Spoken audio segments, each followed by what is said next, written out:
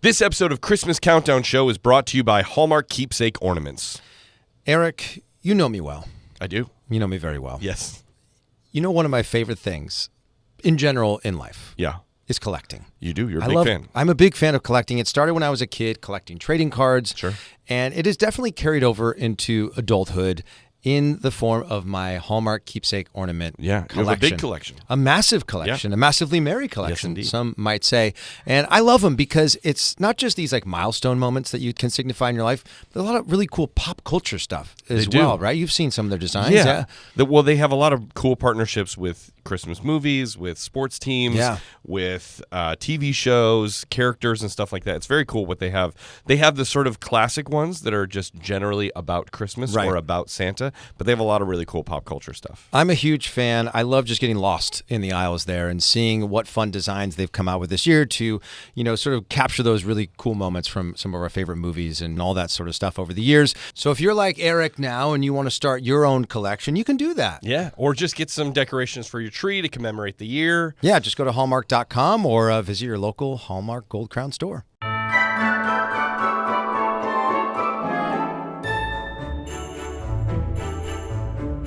Merry Christmas, everybody. Welcome to the Christmas Countdown Show. My name is Eric Petersen. I'm here with my good buddies, Danny Jordan and Mr. Chris Misley. Chris Misley, live from Brooklyn. We are here live from Southern California in our beautiful decked out studio. We're so glad that you are with us, either audioly or visually. Is audioly a word? I don't think it is. Auditorily?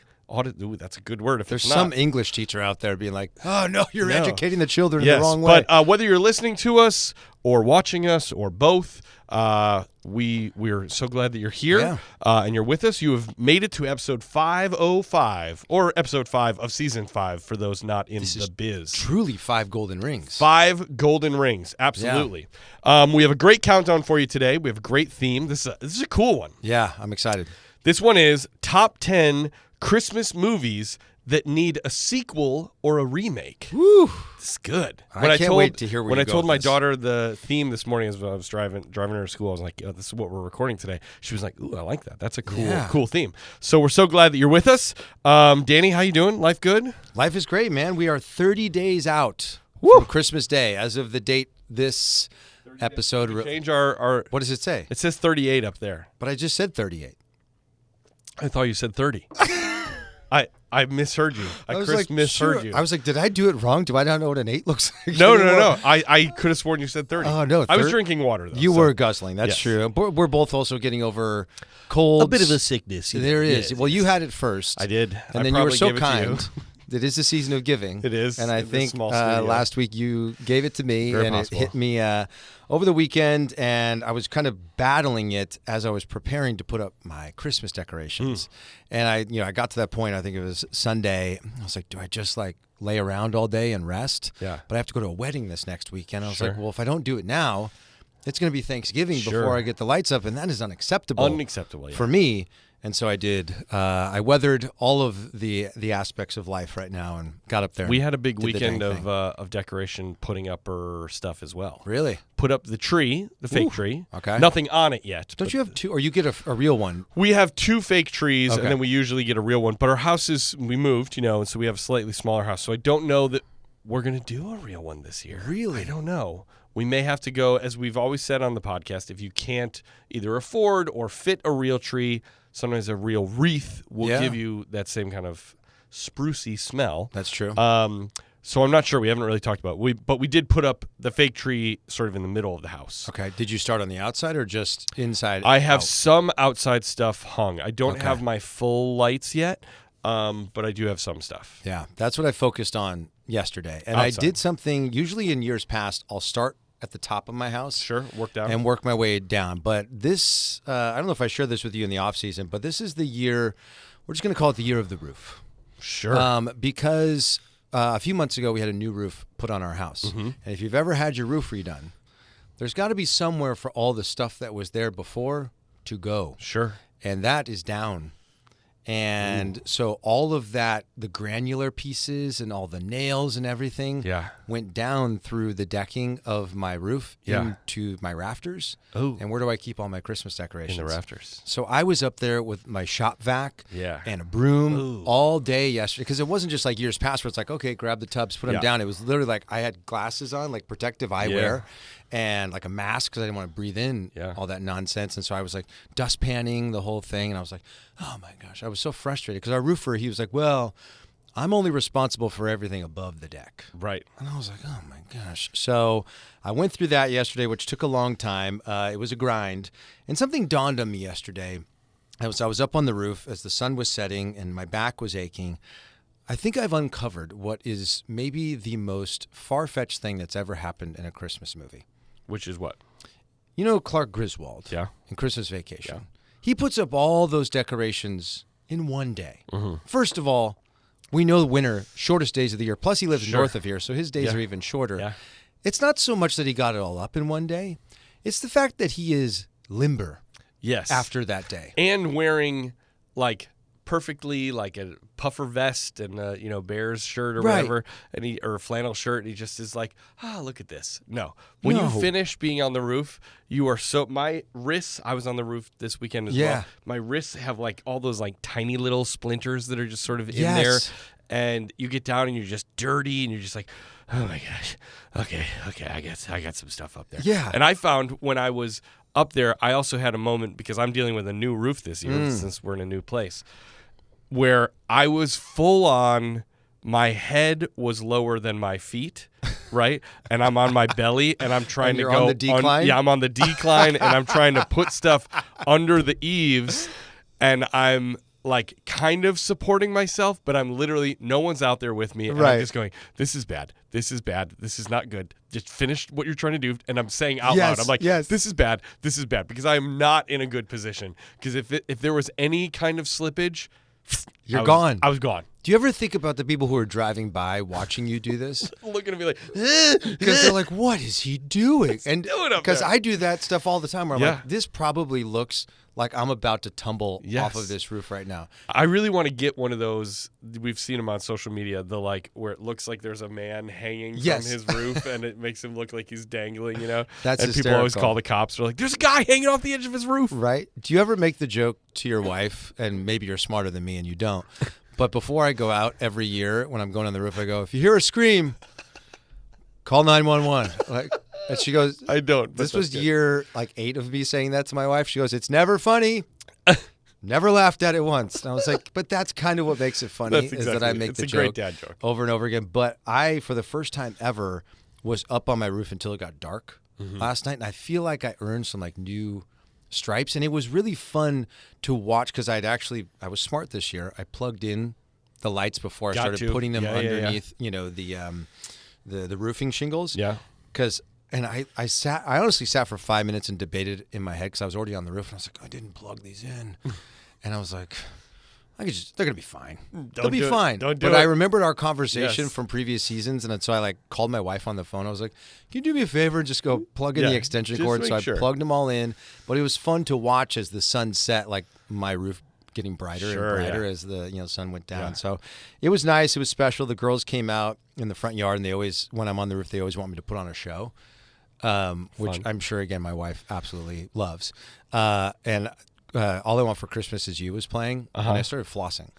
And honestly, I think it's the best floss I've ever done in my life. And also the level of danger included in it was... Maybe that's why it felt so special. That's why it felt good, yeah. That's where, again, the neighbors driving by being like, can't you just put the lights on the roof? Like, why you got to dance?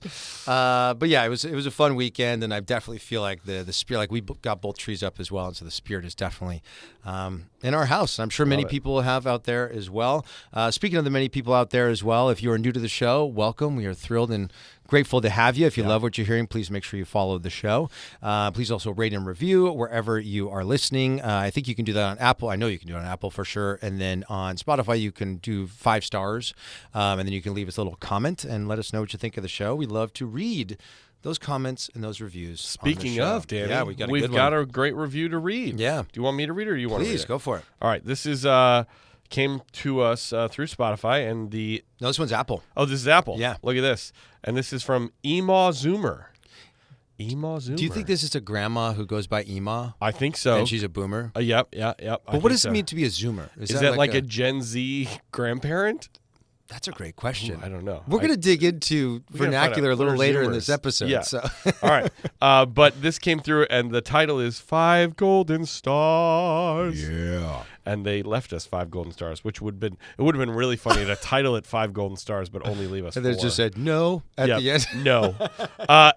Emo Zoomer says, I love this podcast so much. My only complaint is that after I discovered this podcast last year is that I listened through the entire back catalog too fast, and I wish I would have saved some for the long, hot off season, but the merry minutes really helped. If I could pitch a couple ideas for Christmas Countdown 2026, because I'm sure this year is already planned, I would say top Christmas pop-up bar themes. Ooh. Fun. This is a popular thing in the Kansas City metro area. And top Christmas movie pitch ideas. Ooh, I like that. Yeah. And what streaming service or TV network or movie studio you'd want to distribute it. Ooh, I like that. That sounds super fun, very right? Biz talk there. I like that.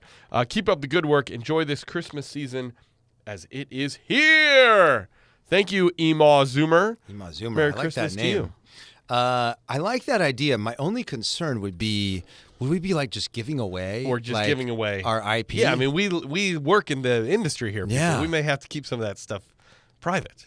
Is there like a disclaimer we could put at the top of the episode that would protect us? I'll ask my brother, because this is actually a great question. Yeah. And, my brother does IP law, and I bet if there's not case law on it, I bet it would be interesting to see what his legal opinion is. Yeah. Because there's a lot of people now there with the booming of podcasting. Right.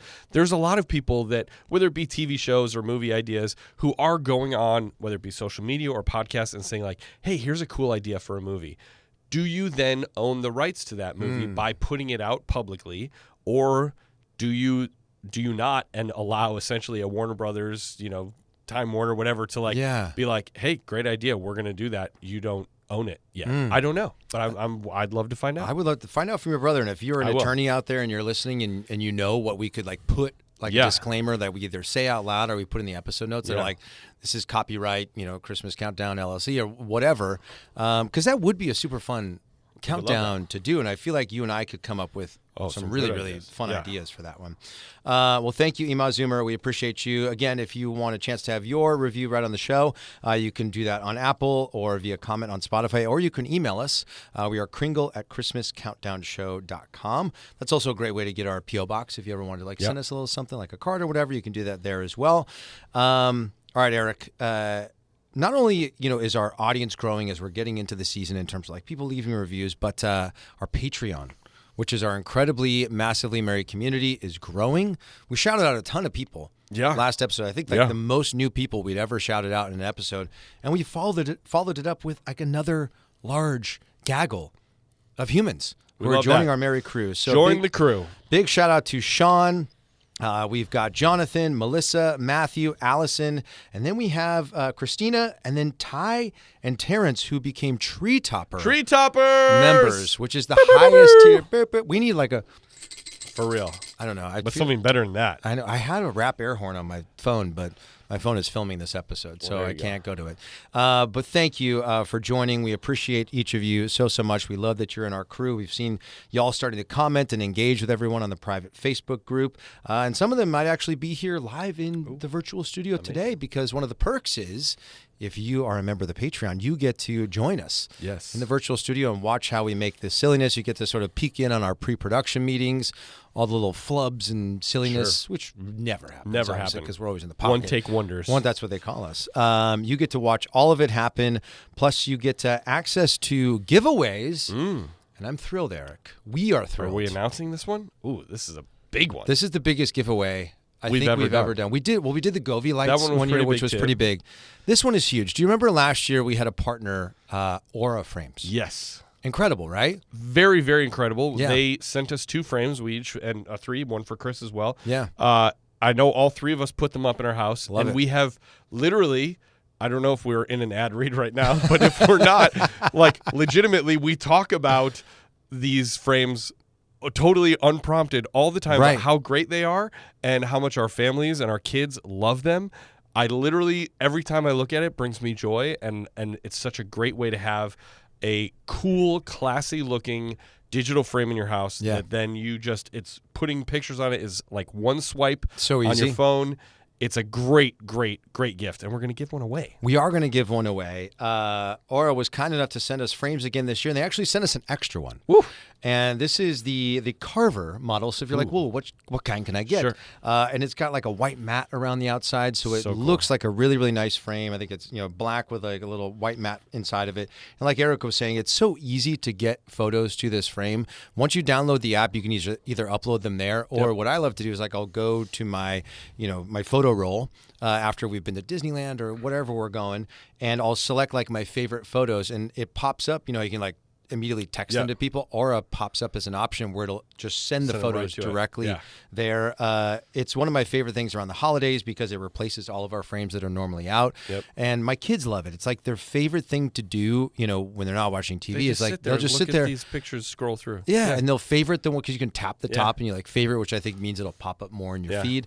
But everyone who is in the Patreon, all paid members of the Patreon are automatically entered. You don't have to do anything. You don't have to join a certain tier. Just any paid tier of the Patreon, you'll be automatically entered, and we'll be giving this away in early December. I think we'll do it on December 1st, so that way we can get it out to people in time for the holidays. So maybe if you wanted to gift it to somebody, you can do that. But don't. You're going to want to keep it. You're not going to want to give this to anybody. But so check out the Patreon. You can go to patreon.com/Christmas Countdown Show, or you can click the link in the episode notes, and that'll get you over there. Danny, I have a question for you. Yes. What would you call an elf who has just won the lottery? I don't know, Eric. What? Wealthy. He's wealthy. He is. He is. That's good. You got a couple more. I got a couple more. There's never just one. Last Christmas I bought my friend a lie detector as a gift. Oh, I love it, she said. We'll see, I said. Brilliant. What do you call a bankrupt Santa? I don't know, Eric. What? Saint Nicholas. Nicholas. Nicholas. Zing a boom. We need like a sound effect of like a nickel like dropping. That's pretty good. You got more? Two more. Why did the Grinch go to the liquor store?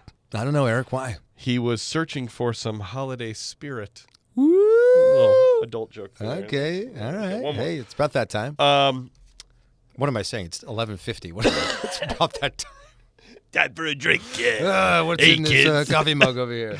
My friend just won the tallest Christmas tree competition. I thought to myself, how can you top that? Woo! Ding. Keep them coming, everybody. Keep them coming all season long. Do we have a dad joke alert sound up yet, or are we still working on it? We do. Can we hear it? Sure. Incoming dad joke. Incoming dad joke. Pretty good. I love that. I love that that's become a thing on our show. These are pretty good. All right. So we've been receiving a lot of mail, Eric, which is exciting. And again, if you want to send us something, just email us and we'll get you the P.O. box. But we got a big box that came in. This was one of those where you go to the P.O. box and it's so big, they give you a key. Ooh, it's not even really your little box. No. It's just a little key. All right. I like to think of it as like a Mary key. A Christmas key, if you will. Sure. Big box. And this is coming to us, I think this is, I know, from one of our loyal listeners, Nick. Hello, Nick. Actually, I think this is from his entire Saint family. Nick. Saint Nick. That fantastic. Oh, boy. That was my computer. Hold on. Did it fall off the desk? Oh, boy. If you guys are watching this on YouTube, you can see there's a big, radio thing that's in front of me. You've not used it enough. Hold on. It doesn't work. I'm afraid we're going to go live on air if I hit one of these buttons. All of a sudden, 99.3, where people are they're like, whoa, a Christmas podcast? A new frequency? Yeah, right. This did come to us from Saint Nick. Yes.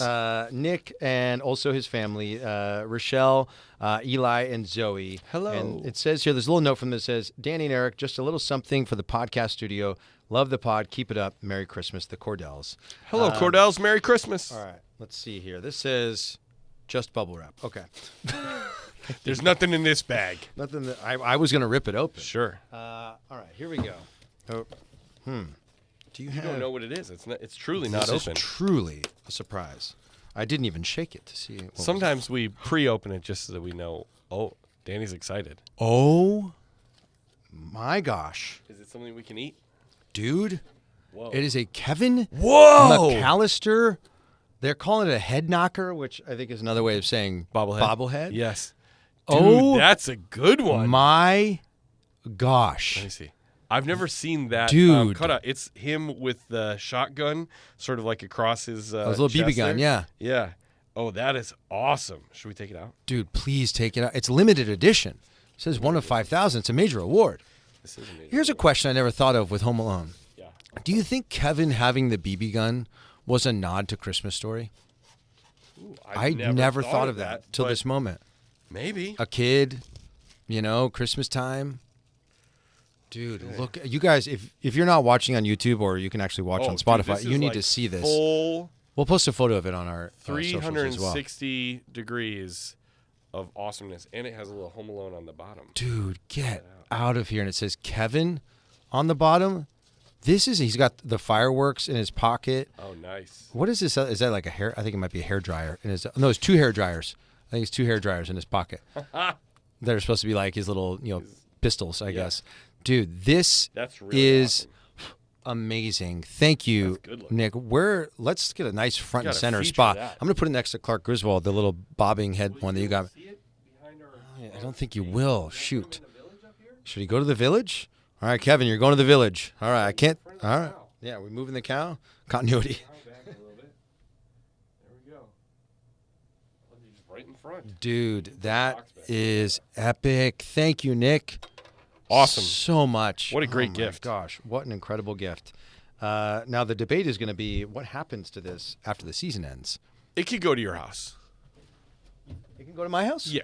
Aw, that's kind of you. It's your favorite movie. Oh, my gosh. Thank you. That's very kind of you. And then are we going to have like joint custody or something like that? Or maybe you got to bring him back next Christmas. Or if there's anyone out there who can find a Christmas Story head knocker, a little Ralphie or something, then you can have one. I can have one. Right. That's really cool.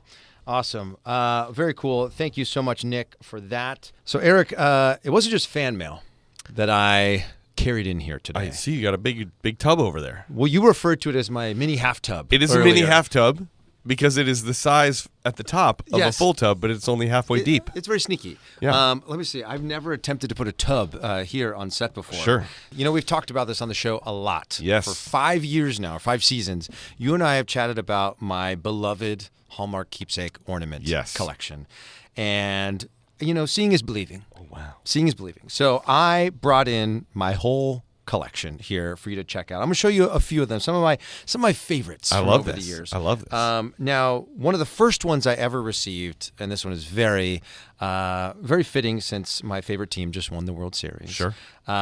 This was one of the first ones I ever got. I think that one's from 1989. Ooh, I can tell. Santa playing baseball. Here's the pitch. Ornament. It's called Here's the Pitch. I love that. Isn't that cool? I love Feel free to take it out and take a gander. Santa's really on the go this Christmas. Look for him on the ski slopes, on the golf links, or Kringle's Gym. I love that they always write a little something on the back to like set the scene or give a little backstory.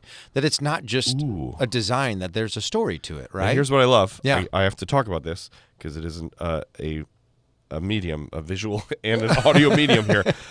You've written the year 1989 on his hat. My mom wrote that on which I love that. We try to do that too so that you can remember. And I like that it's already pre-hooked up with, what do we call these things? A hook? Just a tree hook? Yeah. But it's great. So I love that my mom did that. And, I'm sure many other people who are listening out there who have, keepsake ornament collection know that there's just something special about like somebody writing in their handwriting the year. You know, because many, many years from now, when, my kids are my age, they'll go back through my collection, and it's cool that they'll get to see their grandma's writing. I never thought about the handwriting, but you're totally right. Like, I know my mom's handwriting. I haven't seen something written by my mom in years because I don't live at home. Right. But when I look at those ornaments that I can see her writing the year, I'm like, yeah, I know that's my mom's handwriting. Yeah, there's two things that tell me it's my mom's handwriting. One, my holiday ornaments. Sure. Two, notes of being excused from missing school. Sure. Those are the two things I know my mom to write. But this next one, so I got this one not long after the Santa, and I got it because I loved this idea. It's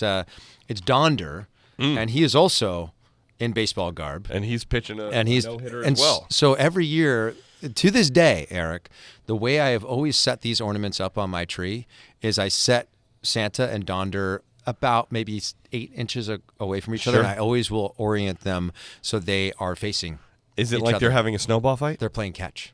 Sure, I like that. Yeah, That's good. and I was like, that's really cool that Look at Santa that. That's great. and Donder. And just like you pointed out on the back of the Santa one, it's got a little story on here. It says, though Donder is a reindeer and he flies with Santa's sleigh, he's also great at pitching strikes. Just check his ERA. That's good. Oh, That's I good. love that. Now, Love a I'm cute guessing, little is rhyme. Donder, he has the number 92. Was this 1992? It was 1992. Look at that. And my mom wrote my name She on wrote Donder's. Danny on the lid. Isn't that amazing? On his hat. I Up love on his that. hat. So now, those do are, you wrap it in tissue paper, or you just go right in the box and you feel like nobody's going to... This is a special tub, so you're not worried of any kind of... That's a great question. I think it depends on the ornament. I think some of them I've lost the tissue paper over the years, but you're inspiring me in this moment. I was like, some of these older ones from like the late 80s, I might want to wrap them in some, because I'm kind of just rolling with it at this point in time. Sure. Those are two of my favorites. But what's really fun is, I feel like ornaments, a collection of ornaments, tell the story of somebody's life. Sure. Right? Like clearly as a kid, when I was 7, 8, 9 years old, baseball, was my life. And I still am, right?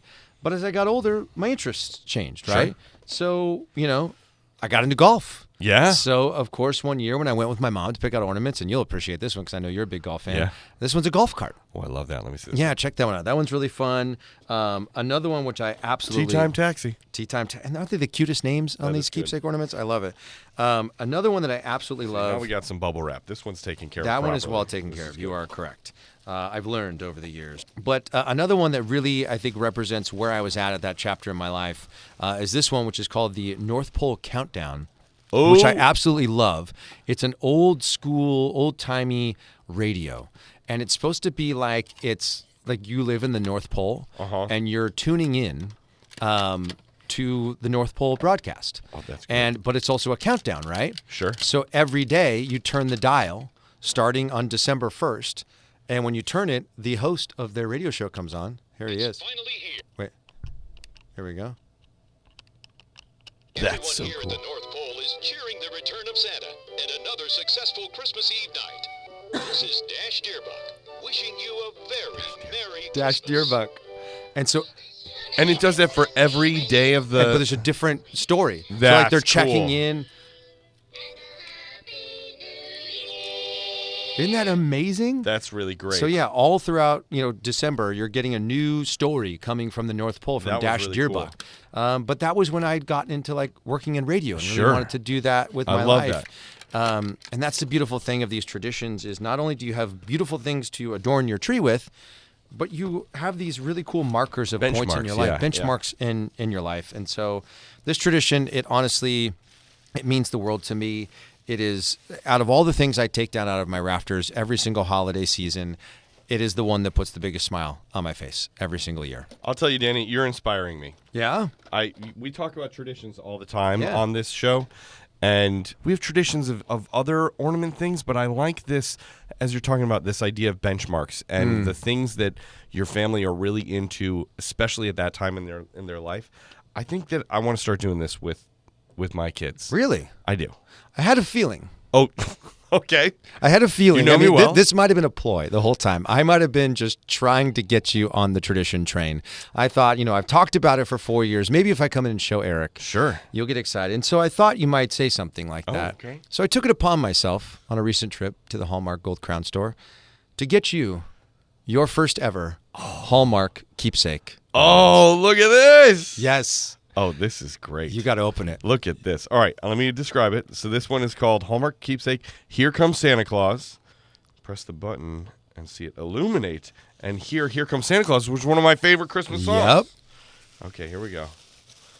I thought long and hard about this one. I pressed every button in that store and listened to every sound to find the right one for you. This is good. It is like engraved into the side of the Right? bus. All right, press the button here. Oh!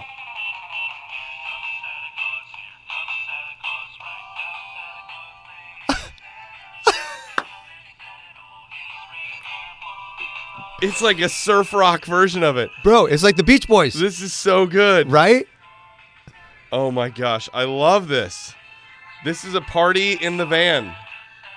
I looked at this because of you and your little scooter and your love of the Beach Boys like me. Yes. I was like, this one is perfect for Eric. And it's a great track. Like the sound quality on that is so incredible, right? Dude, thank you so much. I love this. Aw. This is really, really great. I can't wait to see it on your tree this holiday season. It will be there for sure. Okay. It might be the first one up. Do you think you might get a couple more keepsake ornaments to add this year? Well, I mean, this is a great gift from you, but I think I want, as much as I love to receive, I also love to give. I want to try to get some for my family. Oh, that's amazing. Well, you'll have to report back in a future episode and let us know what you guys ended up with and maybe post a photo of it up on our socials or something like that. I'll definitely be heading to a Hallmark store very soon. Oh, that's right. Thanks, man. That's great. My pleasure. And if you want to start a new tradition for your family or maybe a friend or family member, head over to your local Hallmark Gold Crown store or you can shop hallmark.com. Love it. Yeah. Thank you so much for indulging me by looking through my ornament collection. That was super, super fun. We've got some updates that we need to share with the people, some life updates. First, your show. Yes, Peter Pan Goes Wrong is at the La Mirada Theater in La Mirada, California for one more weekend, I believe, from when this will air. Yeah. Runs through November 23rd. It's Thursday through Sunday. 2 shows Saturday, 2 shows Sunday. Danny's going to be there. I will be there. The final weekend, so you should come and see it. But if you're in anywhere around Southern California, it's a hit. It's getting rave reviews. I've seen online. It's been very exciting. So I saw Kathy Rigby with like a chainsaw in some clip the other day. I'm like, what is that all about? That was on Spectrum News. Yeah, I got to check that out, man. Yeah. Congrats. It's been super fun to see all that buzz popping up. For me, actually, I mentioned this in the last episode, but today, November 17th, the Kickstarter campaign for the third book in our Capable series is officially live. Yes. I'm thrilled. I'm nervous. Whenever we do these Kickstarter campaigns, I always wonder, like, is it going to work? Like, are people going to show up? And I think they will. I hope so. Yeah. Obviously, as I've shared, in seasons past, obviously I love making this show and I love all the TV I've made over the years, but I really do feel like the Capables is like the most important project I've ever been a part of in my life. And it would mean the world if you guys would just go check it out. You can, support us obviously financially by pre-ordering a book, or if you just want to like go there and just copy the link and share the page on your social media, that's huge as well. You never know, who out in the world wants a book like this, and word of mouth for small businesses like ours goes a long, long way. So I'll post a link in the episode notes, as well as I'll post a link to La Mirada so people can try to get tickets to that. And then one final update coming up on November 28th. Yes. We are going to be doing a tree lighting ceremony. Yes. Hosting. Yeah. The day after Thanksgiving. Yeah, I'm thrilled. We're going to be in Big Bear, California. Yep. We went last year, and we were there for the tree lighting, and they were like, do you guys want to host it this year? So it's very exciting. They have a bunch of local music acts and people that will be doing stuff, but we're sort of the MCs of the evening. So where should they go to find out? You can go to citybigbearlake.com is where you can get all the details. We'll also post a link in the episode notes. They're great. We've loved working with the city of Big Bear Lake. Honestly, it's a great place to go in the winter, summer, fall, spring. Like, you really get all 4 seasons up there, and we're excited to be a part of it. And this will be the first time I've ever done a tree lighting. Have you done one before when you were in like Elf or anything like that? I have. I lit the tree in Boston one year. I didn't host it, but it was me, the gal playing Jovi, and then Mayor Marty O'Shea. I don't remember what his last name was, but he literally had like the thickest Boston accent. His name was like Mayor Marty. And Julian Edelman from the Patriots. Oh my gosh. That was the four of us where we lit the Christmas tree. That's super fun. Yeah, but I don't think I've ever hosted a Christmas tree lighting. Okay. It's going to be a good time. It's fun. We got some games up our sleeves, and maybe we'll do a little countdown or something like that as well. So if you want more info, like we said, go to citybigbearlake.com, and hopefully we will see you guys there. So Eric, over the last couple of seasons, you will surprise me with a game from time to time, like a little segment you've prepared. Well, I feel like it's my turn to return. Ooh, something for me. A little something for you. You're so kind to come up with these great moments for our show. Do you remember, like, in the early days, how could you forget, of this show? Yes. It feels like just yesterday. We always would joke about trying to, like, yeet bop the algorithm. Sure. Because we're old at that dads, time, I might have been in my 30s, actually, with the show started. But we were middle-aged guys, and we were just trying to, like, crack the code and get people to find what we were doing. So we would say, like, yeet, bop, banger, and, like, all these words. Sure. Well, since then, some new words have popped up. Okay. Some new vernacular. And I thought this could be an educational moment for us. Yeah. For all of maybe the parents who are Sure, out there who yeah. are like, what are my children talking about? So I went to the internet and I searched up some current phrases or words That the kids are saying. that the kids are saying Okay. today. Now, we've talked about some of them before, right? Like Riz. Sure. 6'7". Have we talked about 6'7"? Yeah, Stan. I've said Sure, before, I yeah. stand for this. Bop, obviously, Yeah. we've said. It's probably not cool anymore because we've said it so much. But I went and found some that honestly I've never heard of before. Okay. And so I'm going to give you the word or phrase. I'm going to give you the definition.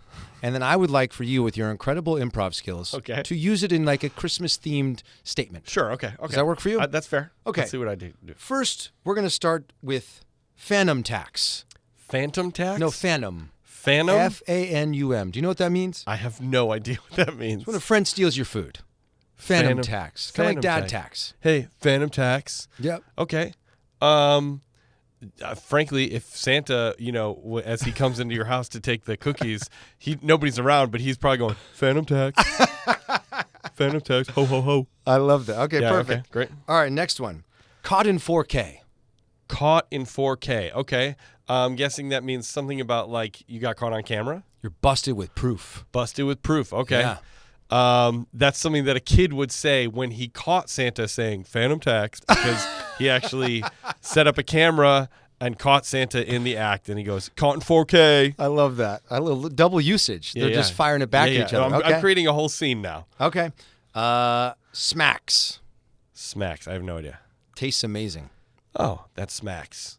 Okay, I like that. Then Santa then says, hey, you may have called me in 4K, but these cookies smack. Ooh, give your compliments. Give my compliments to your mother. Yeah. Give my compliments to your mother. Now he's from Boston or Sure, New okay, York or great. whatever. Keep going. The scene is building. Okay, the scene is building. Big yikes. Big yikes. I have no idea. Major embarrassment. Then Santa says, man, this is big yikes. I am not supposed to get caught. This is like against the code. Okay, keep going. Okay, next one. Washed. Washed. Don't know. Out of touch. Okay. Maybe Santa says, big yikes. I got no riz.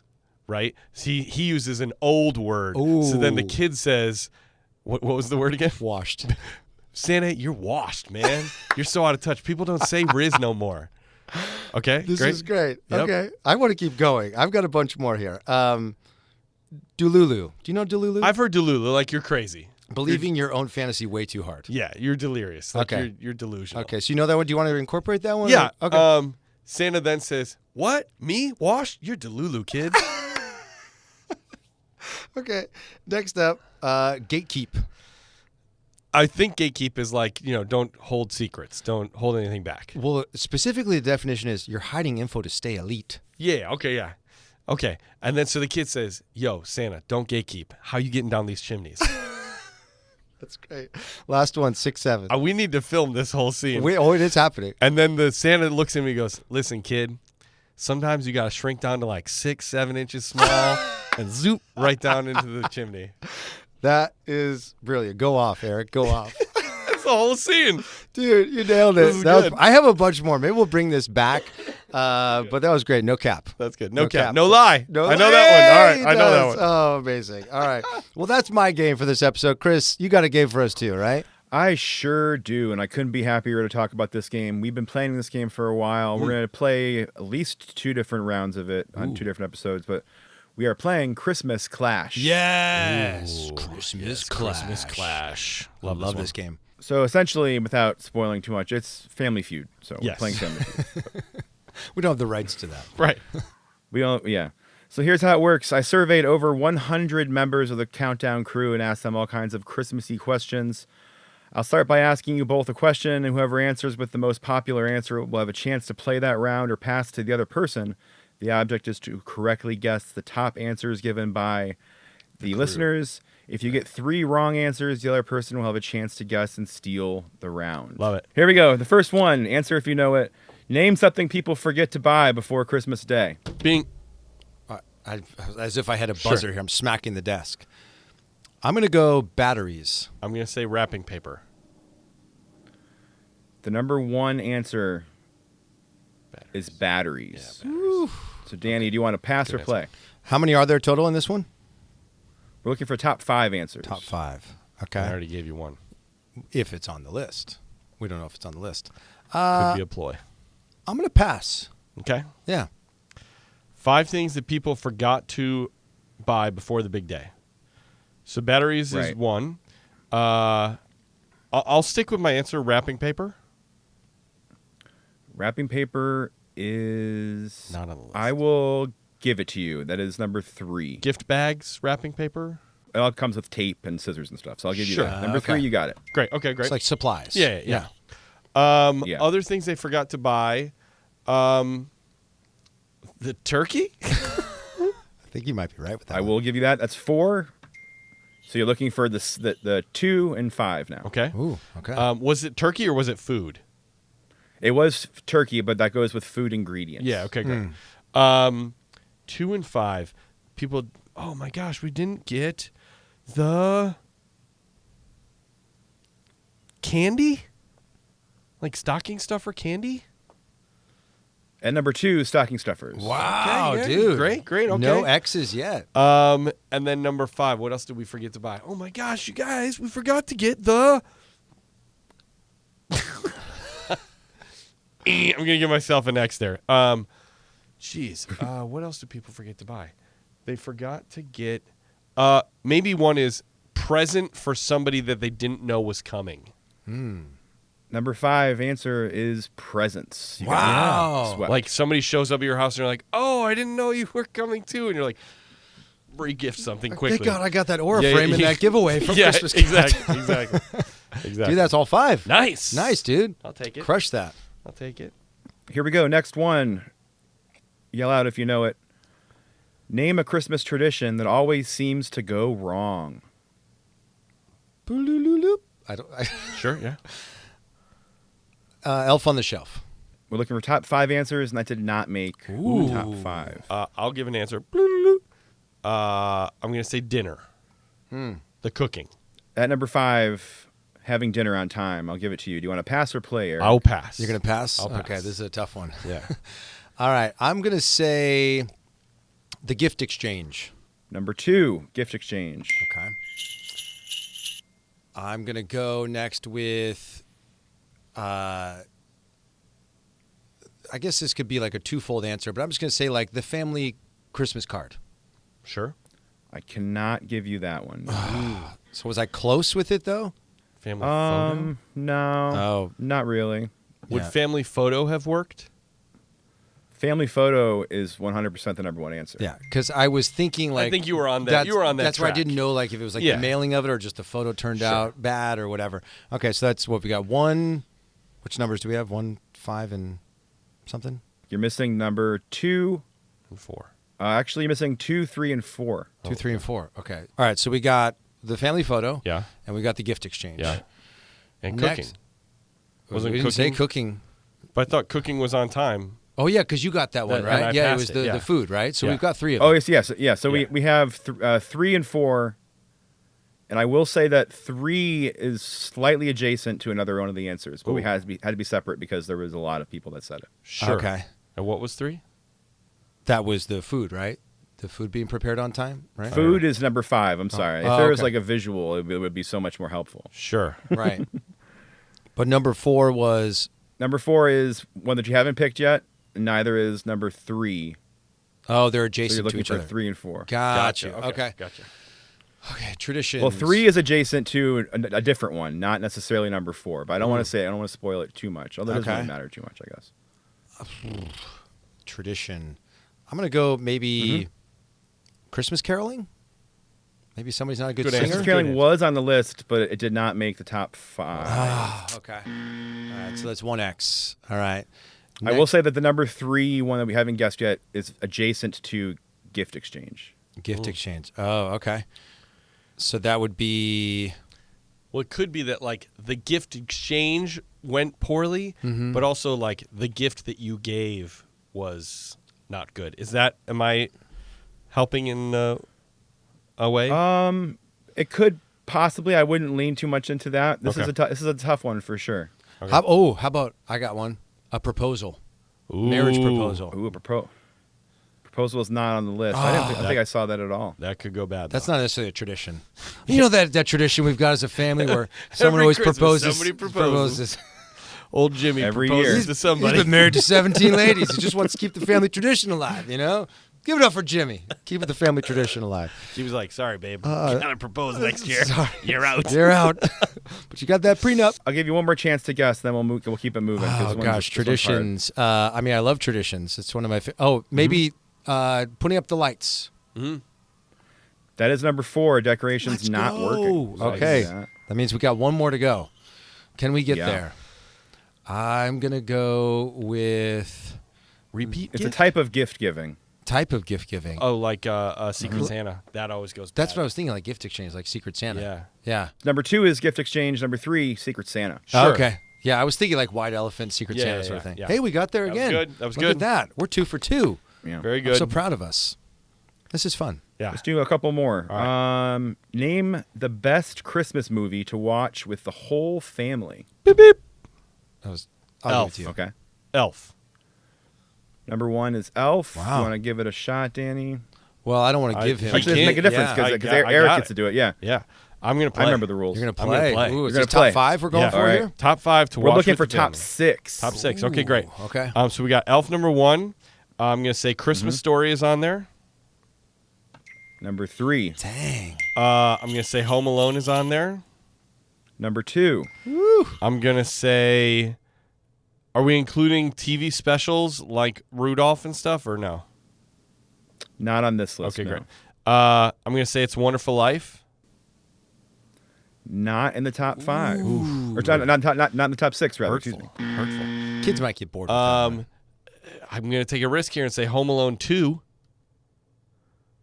Home Alone 2 did not make the top 6 either. Ouch. That's 2 X's. So we got Danny, Elf. go ahead and get one ready. We got Elf. We got Christmas Story.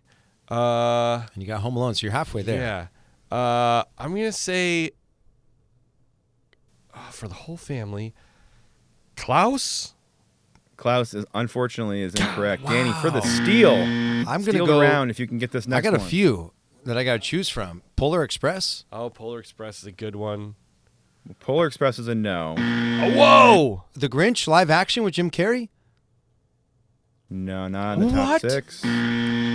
Muppet Christmas. Muppet Christmas is number 5. Okay. Oh my gosh, All right. but we're So still missing two one. more. We're missing number 3 and number How is 6. Polar Express not on the Santa Claus? Santa Claus has got to be on there. Santa Claus is not in the You top are 6. kidding me right now. What are you people watching? Because we can't do Rudolph. We can't do Frosty. Right. Nobody's picking White Christmas. No, they might. White Christmas. We're getting there, but not quite there yet. So that's going to be a no then for that one. Blue Christmas? I don't There's know. one. There's one. I'm sure people are screaming that you haven't said. Can you give us a decade? No. Let's let them scream at us. I love when they scream. It's not National Lampoon's Christmas Vacation. No. We know that's not Love Actually. It is National Lampoon's Christmas Vacation. That is 4. With the whole family? I What are wouldn't we show that doing to here, my- people? How old Come are on. the kids? We got young kids. Maybe that's what we're thinking about. We're thinking like young They're kids. like Die Hard, Right. National Lampoons. Okay. Wait, so if National So that Lampoons was is 3. there, So We we're got looking one for more. 6. we got one We're more. looking for the 6th one, and it's a tough one. Oh gosh, Prancer. that's a good guess. Number 6 is a tough one, and I will give you either one of the versions that have come out Miracle on 34th Street. is correct. Yeah, I cannot believe no Polar Wow. Express, no Yeah. Home Alone 2, no Yeah. Grinch. That was Wow, that was Christmas a tough Countdown list. crew. We're sensing the There were the quite palette. a few answers right, to all right. kind of skim through, but Okay, but those are the top 6. okay, Let's do one more. How about All right, that? one more. let's do it.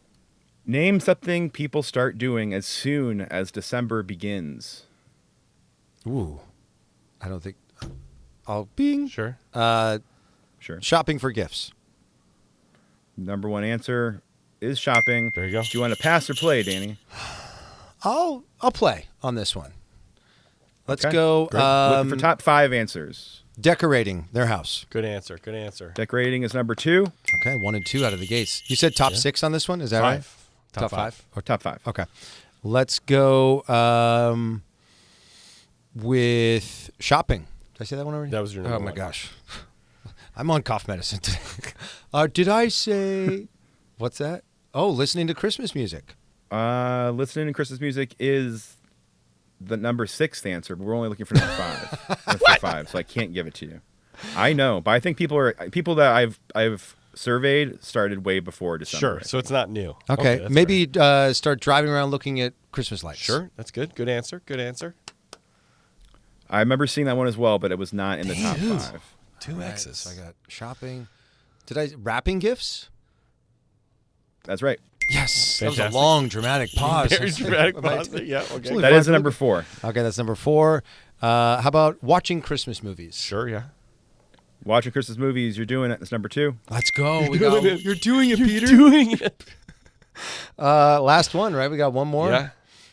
Part of me wants to say listening to Christmas Countdown Show, but they should do that earlier. Oh, going to Christmas parties. Parties, yeah. Yeah. Christmas parties. Do you have access to this, Doc? Because that's also correct. Let's go.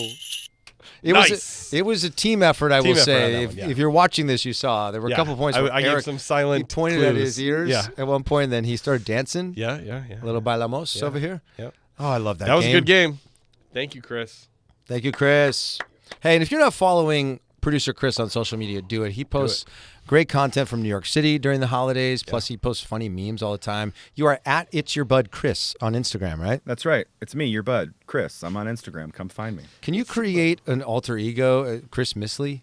Yes. That's like your Christmas alter ego, and you just post like Halloween content on there to be really ironic? Absolutely. I will be posting content in and around New York City and my stories throughout the holiday season as Chris Misley. Yes. And we'll see if most of my friends that don't listen to the podcast think I'm crazy for just calling myself Chris Misley. I love it so much. And speaking of New York at the holidays, Chris has been amazing to organize our first ever Christmas Countdown meetup. It is happening in New York City, coming up the first weekend in December. So if you want to get access to all the details, again, just join the Patreon. It's going to be a super merry weekend filled with all that New York City has to offer at the holiday season. So thank you, Chris, for organizing that. We appreciate it. Yes. Should we get into the countdown? That's why people come here, I hear. Let's do it. Yeah.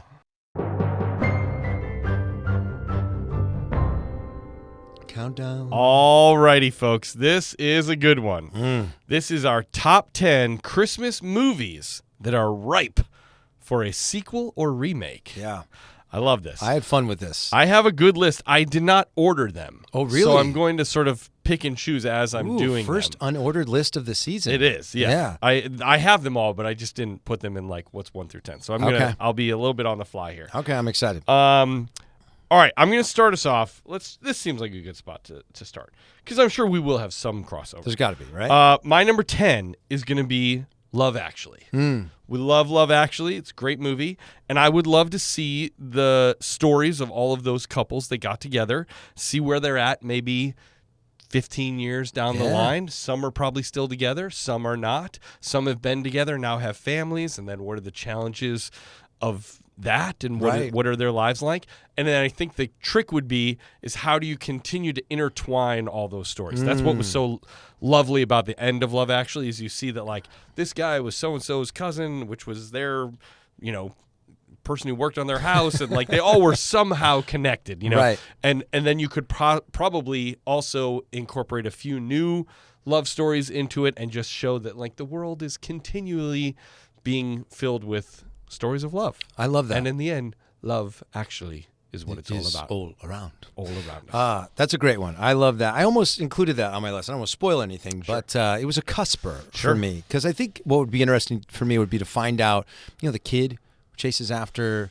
the musician at the end at the airport. Like, do they end up finding their way? Because he's so bold in that moment. Like, do they find their way back to each other? Yeah. Or does that how does that change the trajectory of his life because of how bold he was in that moment? Great one. I got a little spicy with my list here. Okay. And this first one's not an example of it, but I'm excited to share something with you a little bit later on, and I hope you're going to enjoy it. So something to look forward to. That's called a subtle foreshadowing, friends.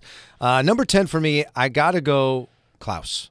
Sure. And for that, I think I would be fine with a sequel or live action version.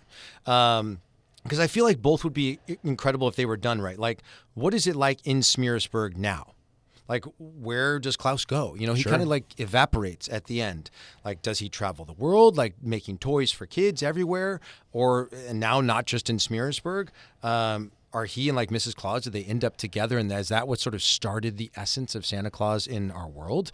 That would, we could address that in the sequel. Or do Jasper and Alva, who's the teacher in town, maybe because of what they saw happen with Klaus and the way it impacted the kids in that town, the way it brought that town together, is that the catalyst for the start of Mr. and Mrs. Claus, Santa Claus and Mrs. Claus? And do they become the first, knowing that they have this workshop there that's just ripe for the using? Sure. And because he's a mailman and he knows how to get things efficiently and effectively around the world, because the whole movie starts out with this idea of like a letter that's being mailed to the North Pole, right? Like I feel like there's a payoff to that story that we didn't get. Sure. And I feel so maybe I'm leaning towards sequel here. But I think a sequel to Klaus would be super, super fun and interesting. I like that. Yeah. That's really good. Thanks. All right, my number 9 is going to be The Holiday Part 2. Ooh. We love The Holiday. We don't talk about The Holiday that much on the show. Yeah. It's been mentioned in passing, but The Holiday starring Jude Law, Jack Black, Kate Winslet, and Cameron Diaz. Cameron Diaz. Yes. If you've never seen The Holiday, great romantic comedy about two women, one who lives in L.A. and one who lives in a small cottage in England.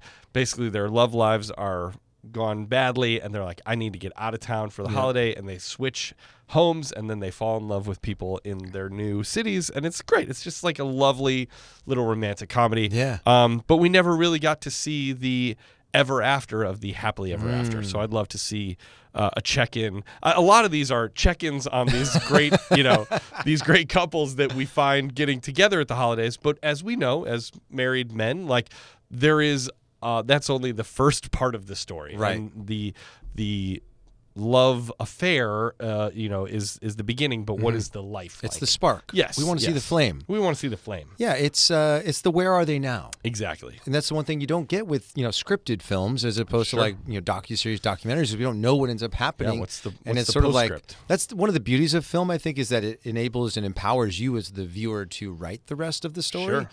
But there's incredible writers out there. Let's keep the story going. I love it. Or is it a new iteration of it that leans into like Airbnbs and all that? Because remember back then that didn't exist. That was not a big thing. Yeah. And so home exchanges were maybe a little bit more challenging, where now it might be a little bit easier. Yeah. Maybe more people are finding love now because of it. Who knows? Maybe. Number 9 for me has got to be Rudolph. And I want a remake with a story. Remake or sequel? I want a remake. Remake. Okay, great. With a story that isn't so mean to Rudolph. Sure. Like let's rewrite the song. Like while we're at it, why not just like, this is my sort of getting up on my soapbox. It's just like, why don't we just celebrate Rudolph for being unique and different? There can still be plenty of conflict in the story. Sure. Without the hook being that everyone hates on and doubts him. Yeah.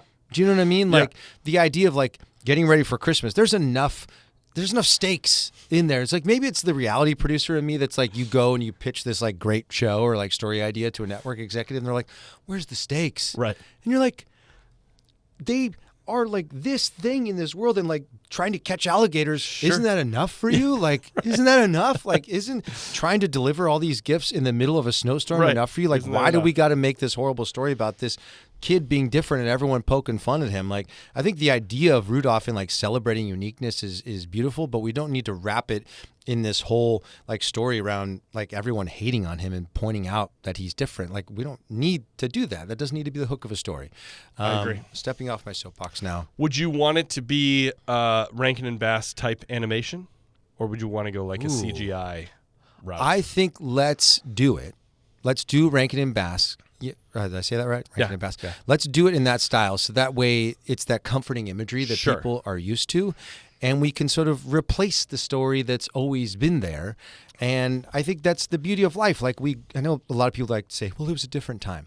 Well, that doesn't mean that we still have to like talk Sure. like that and act like that. Do you think that you'd still want that he was not necessarily accepted, or that it just was lighter in their disapproval? I think of him? lighter in it, maybe less people, like maybe less people of authority. Sure, like yeah. going after. We talked about this, Yeah. recently in the villains episode Yeah. about like Comet and even Santa Claus is like, oh man, Donner, what do you got going on there? Like, we don't need to do that. Sure. Do you know what I mean? Like, there's enough stakes involved in the whole situation. I think we could write a version of the story that's like maybe hinging on, are they going to be able to do it? And there's always been 8 reindeer that have flown. Yep. And now they've found this kid that maybe he's a little bit nervous about this thing. And it's more about them empowering him and helping him to find his power rather than him having to overcome all the people who have shot him down for all these years. Sure.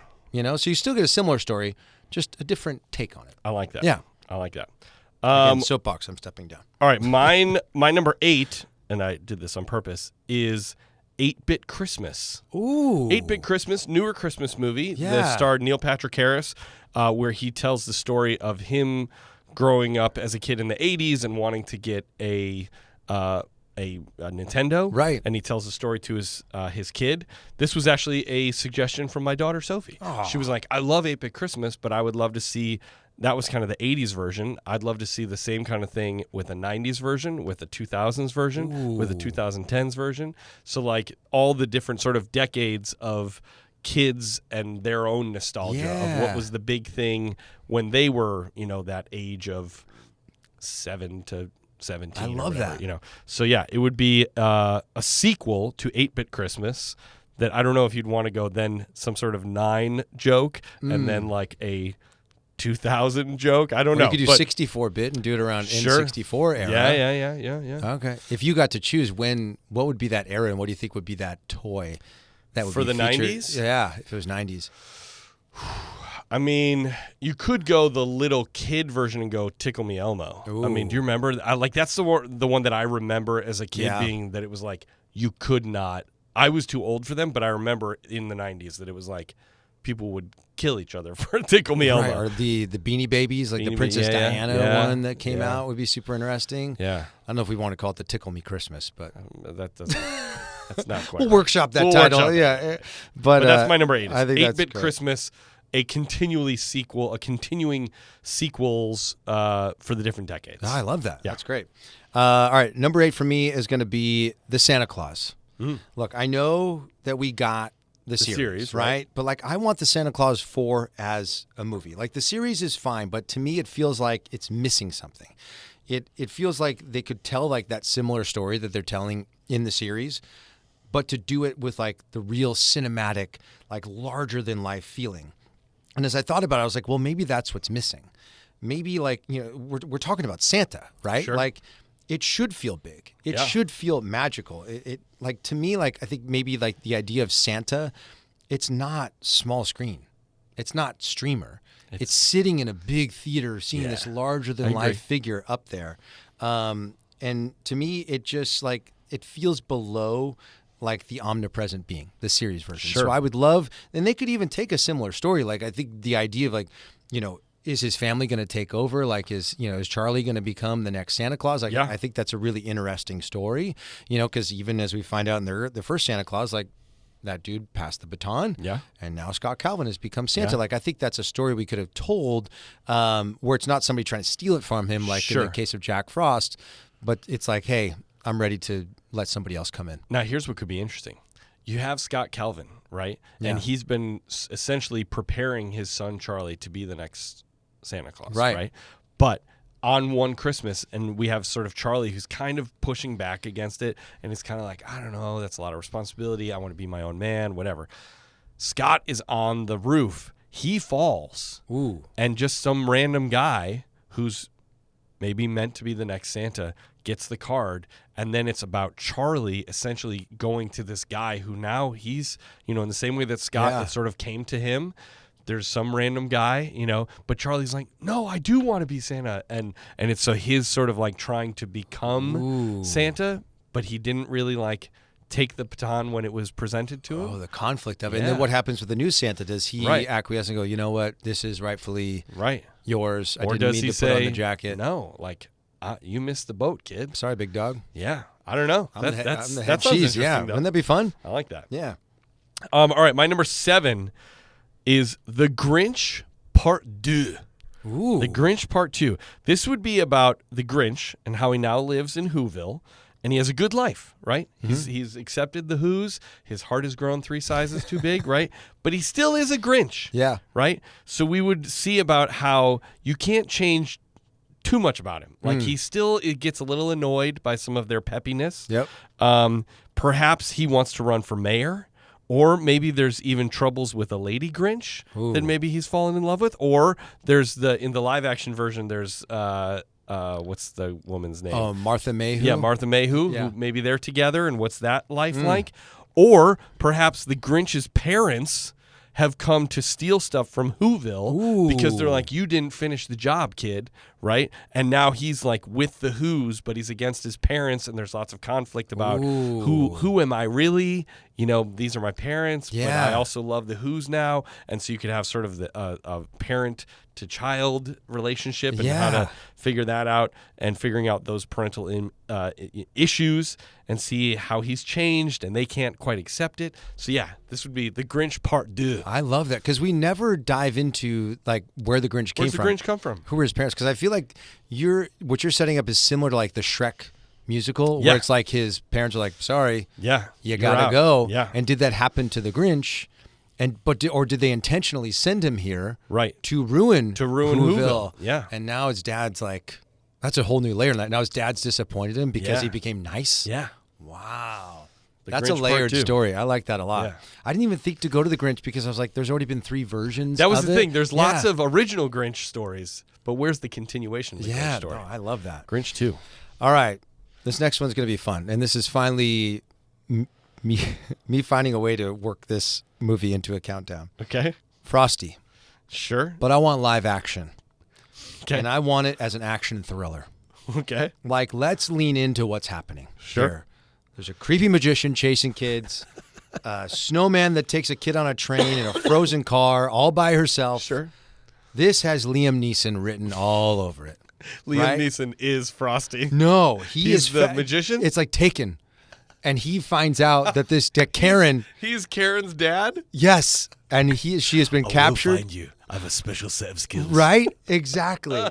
And he's going to hunt down this snowman and professor, and he is going to rescue my gosh. Karen. I love that. Right? Like, that's good. Let's just lean into it. I don't know if Frosty is CGI. I don't know if he's a guy dressed in a snowman suit and that's all part of it. Like, I'd like to think that in this version, Professor Hinkle and Frosty are in on it together. Sure. They're these horrible human beings that have been trying to find a way to get these kids, and they finally got it with the guise of a snowman that magically comes to life with this hat. And the happy birthday is kind of menacing. It's like, happy birthday. And she's like, it's Christmas. Because he's like a robot or something like that. That's where the robot couldn't compute. It's like that moment in K-pop Demon Hunters. I don't know if you've watched it yet. Yeah. But she's like, you're a demon. He's like, what? Yeah. And they're like pouring coffee into the plant sort of situation. But let's just embrace it. I think it could be really fun, and I think it would be a hit. I love that. Yeah. That's really good. All right, my number 6 is The Family Stone 2. Ooh. Now, I'm going to get a little emotional because watching The Family Stone this year is going to be very emotional because Diane Keaton has since passed away. Oh, right. Good point. And then, spoilers, if you haven't watched Family Stone, turn it off for a second or mute your thing. But the mom passes away in the movie. Right. And it's all about sort of the tail end of it is like, wow, we're a family, but we are dealing with that loss. And so I'd love to see how that family is doing, 4 or 5 years outside of her passing. Yeah. So this one, I don't really have anything funny for this one. I loved all those characters, and I loved that family so much, and the tone and the northeasterness of it. My number 6 is going to be Family Stone 2. I would definitely see that. You love that movie so much. I love that movie. Yeah. And what makes sense about that is I feel like Harry Connick Jr.'s vibe on his album and the tone of that movie match very similar each other. And it's oh, of course Eric would like both. And I'm so glad you introduced both to me because I fell in love with that movie. It ripped my heart out. Yeah. No spoilies, but good film. Yeah. All right, number 5 for me is I want a remake of White Christmas. I know some of these classics, people don't want to touch them. They're like, no, let it just be what it is. But hear me out. I want some current song and dance crooner type people stepping in to Bing and Danny Kaye's, space. Maybe it's Bublé. Sure. I don't know if he can act, but Sure, we could find he out. actually is pretty funny. Is he? Yeah, Okay. Yeah, he is funny. That's right. I've seen him on funny, socials. Very funny. Maybe Robbie Williams could possibly be in it, or maybe like a Hugh Jackman, or Harry Connick Jr. Could be a great option for that. I love the idea of like bringing the orchestrations to life in a new way, shooting it in like sort of the vibrant tones. I think it would still be set in the exact same time. Like the story is very much the same. Yep. The costumes are very much the same. The air of it is still the same, but with some current crooner types that we've grown to love. Could Julianne Hough could maybe even be in there. Like we could she'd be great, have so much fun with like dream casting this thing. I think it's been 80 years or whatever since the film came out. Like I think a fresh, fun take would be fun. I had it at a different spot, but I'm just gonna bring it in right here. Oh, you are? Okay. And I'm gonna just so we're staying. I in thought the I same saw world. that in your eyes as they were twinkling over there. So I'm gonna also say a remake of White Christmas, and I agree. I think you still set it in post World War II. Yep. You don't want to try to make it's not a modern tale, but I would love to see, even if it was one of those. You know how sometimes they did like All in the Family live. Do you remember when they did this with like Woody Harrelson played Archie Bunker? Oh, where they yes. They film it, and it's kind of like we're not trying to remake it, but we're just doing an homage. Like White Christmas Live? Yeah, like White Christmas Live or something would be great. My casting that I had was, I love Bublé for Bing. Yeah. But I also said maybe Jonathan Bailey. Oh, yeah. People's sexiest man right now. Yeah. From Wicked. Or Glenn Powell. I don't know if he can sing. Okay. Glenn Powell's like he's in The Running Man, and he was in Top Gun. Oh, okay. He's good, very charming, kind of cool You would put him in guy. the Bing role? In the Bing role. Okay. I would put Andrew Rannells in the Danny Kaye role. Great He'd be casting. great. Andrew Rannells. Or Jesse Tyler Ferguson, maybe? He'd be great in that too, Yeah. I actually just sat next to Jesse at Moulin Rouge the other day. Really? And then I have Rachel Brosnahan Ooh. as the Rosemary Clooney role. Yeah. Do you know who she is? She's like Marvelous Miss Maisel. Yes. And new Superman. And then for the dancer role, was it Vera Kelly? We always Verna? we always forget her name. She has the very long legs. Yes, the very long legs. Is it Verna? Verna Kelly? Sabrina Carpenter. Oh, wow. Kids love Sabrina Carpenter, and I think she'd be great in that role. Kind of has that younger sister vibe, you know, would bring a lot of the kids to it. So that's my dream casting for White Christmas. That's great. For a remake. But I think doing it live would be cool. Like on NBC, they always do those live musicals. Sabrina Carpenter would be amazing in that Right. role. Vera Ellen. Yeah. Dude, that's so fun. See, that's what's fun about these is like it's not just a matter of remaking it. It's also like who would you put in those roles is super fun. This next one might have been the most fun I had with dreaming it up. Okay. The Polar Express. Mm-hmm. But I want it either as a live action or a staged musical. Right? I like that. Like I feel like both would work really, really well. Like they already like if you went live action, like we already have like the life look of the animation. So like that would totally work. Why not lean into it? But like the musical numbers that you could build into this show, Hot Chocolate. Hot chocolate. Right? Or The Polar Express is another song they sing. Rockin' on Top of the World would be so much fun. When Christmas Comes to Town, or Believe, like maybe Josh Groban is in the show in some way. It'd be cool to see him kind of play the Tom Hanks role. Right? He could totally he's do a Broadway that. actor, and he could sort of like be that father, train conductor, the guy under the train, and then sing his big song. And maybe like Santa is the one who sings it at the end, or maybe he's the dad, and the dad is the one singing it, or it's a grown-up version of the kid, and that's like the reprise at the end. But I'd love to see if we like did this on stage, like what they could do with the train. Yeah. Like I'm picturing like blow your mind elements where like maybe the train is coming down the center aisle at Very one cool. point. Like in my mind, it's like if you can make Pride Rock come out of a stage, you could make a train appear. And I think like some magical moments, like the hobo disappearing, like the cool magic they figured out with like the Harry Potter stage production.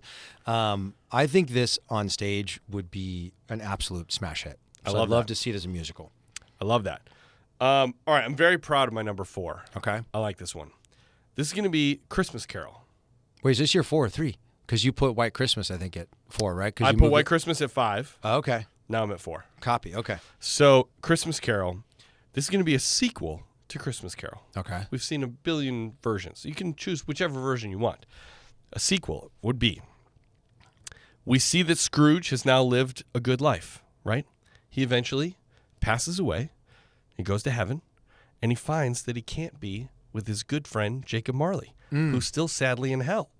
And it would be a version of the sort of like Hadestown, Orpheus, Eurydice, What Dreams May Come, that old classic story of like, it would be Scrooge essentially going down to hell to try to save his buddy Jacob Marley and like redeem him and bring him up to heaven. Oh my gosh. Christmas Carol 2. I love that. Isn't that great? That's really good. Yeah. Did I tell you I did a production of a show called Marley's Ghost? No. Which was sort of like the idea of like, it's now like Jacob Marley's like ghost is like, it was really weird where like mixed in the Scrooge elements. It was odd. It was not the best show I've ever done. So I think your version would be a lot better than that. That's great. And now I realize why I mixed up numbers. I skipped one of mine. Oh, well, there you go. So I'm going to put it at number 4, I guess. Great. It's going to be It's a Wonderful Life. Great. I originally had it at 6, but now it's coming in at 4. But I want to remake it in color. Sure. And I want to like, because like they've like remastered it with color, but like, you know, when movies were shot for black and white, they were lit in a specific way to be shot for black and white. So like I want a remake that's in full color, still same time period, still the 40s, with the beloved cast of characters. But I'm thinking like, could we have maybe like Tom Hanks? Maybe he's a little old now to be playing George Bailey, but we can maybe work him in. Like maybe even like DiCaprio. Sure. Might be a really, really great George Bailey.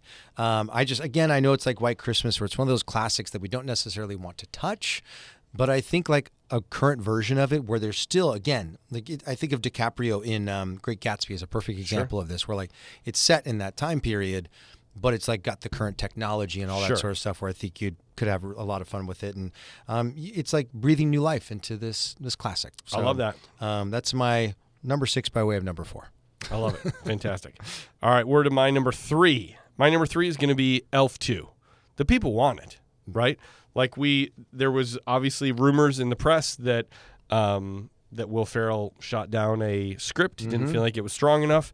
But I think that that story feels so ready because we're just seeing Buddy and Jovi sort of like get together and have a kid. So to me, Elf 2 would be the story of Buddy and Jovi's son. And you could do it a few ways. You could either go, how is it raising him in the North Pole, and what is it like to be a human amongst elves? Right. And maybe he doesn't feel like he fits in there, and he's trying to figure out his way. It could be that now, whatever their son's name is, now he wants to go back to the human world, but he's sort of also been raised as an elf, and so his experience of being in New York City and like things maybe that his parents told him to watch out for or not watch out for. What else did I have written here?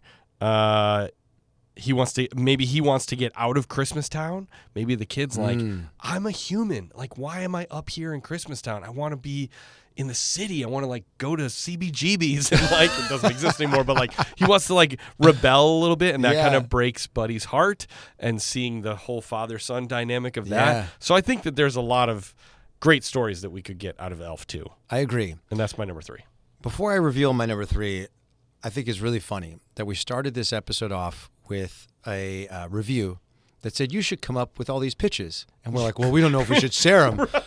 Because and someone might steal them all right here. Yeah. So, disclaimer, if you are... We own the rights to all these ideas. Christmas Countdown LSC, we own all the rights to all these ideas. You're welcome to use them, but just email us, kringle@christmascountdownshow.com. See our attorney. Yes. What's your brother's name? Kyle Petersen. Kyle Petersen. He works in IP law. Copyright 2025. Number 3 for me is Elf. Nice. As well. It's so funny. Like, literally what you were saying is like, we want it. Like, we need it, right? I think we chatted about this in one of the off-season episodes, right? Was like, what would the story be?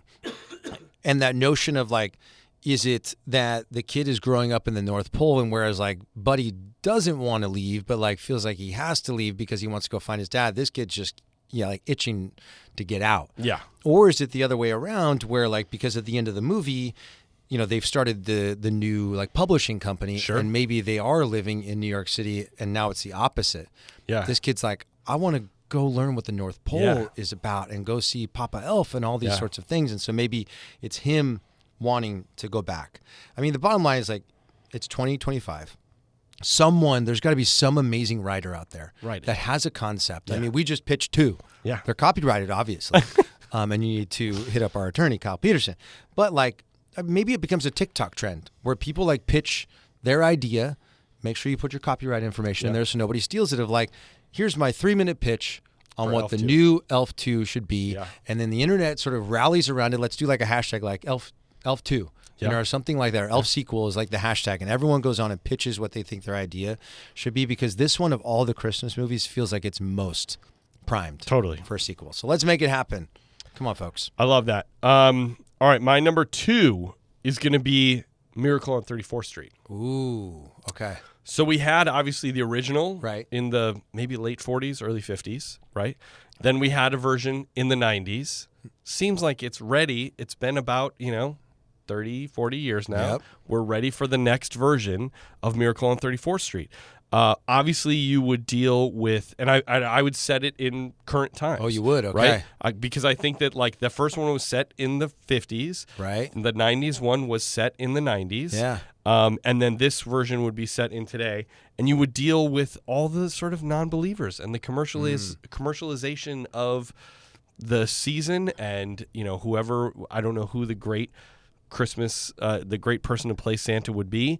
But I think following somebody dealing with today's world and like trying to get people back to the true belief in Christmas and what it means to believe. Yeah. And then at the end, instead of it being a bunch of letters being dumped on the desk of like kids that believe in Santa, it would be like just a flood of social media comments of like, I believe in Santa. Bloop, bloop, bloop, bloop. I believe. Yeah. Yeah. And that would be sort of the big climax. You know what else they could deal with in the story is the fact that department stores are struggling.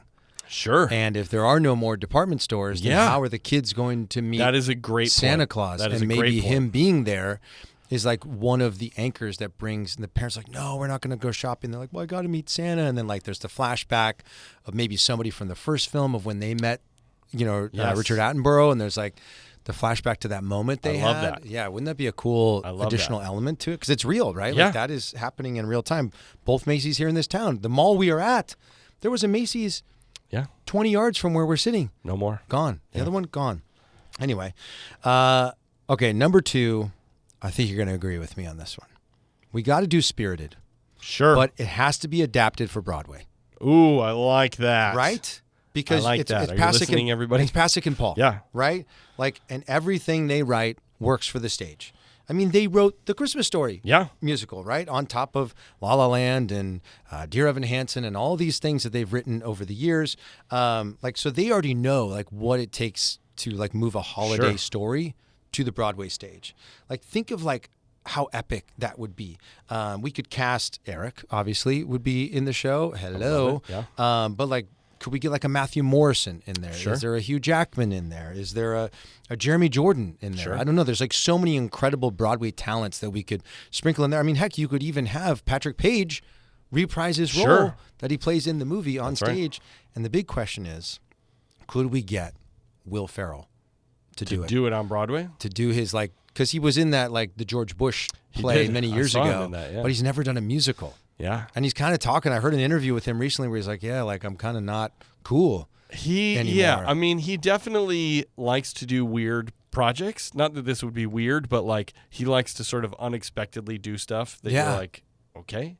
Like he did a Hallmark movie, didn't he? Did he? Do you remember him and Kristen Wiig? Like, they yes. shot like a full Hallmark movie. But it was like, was it a farce or was it like legit? They kind of, I mean, if I remember it correctly, they like played it straight, but I mean, it obviously was meant to be funny, but it wasn't like written as a comedy. Okay. Do you know what I mean? Yeah, I remember that film.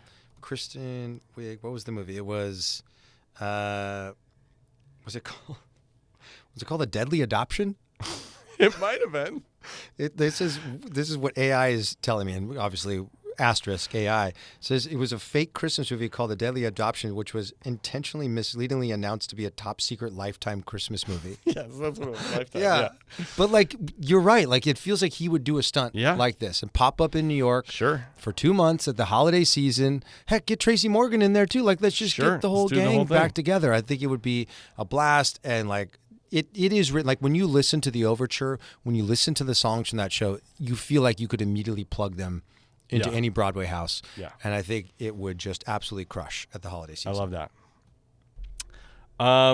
All right, are we to my number one? We've made it. Look at this. Mine's going to be It's a Wonderful Life. Okay. And it would be to make a remake of it. There's a lot of different ways you could go with this. I would set it in today's world. Oh, you would? Yeah. Okay. So I think that the story, while we've seen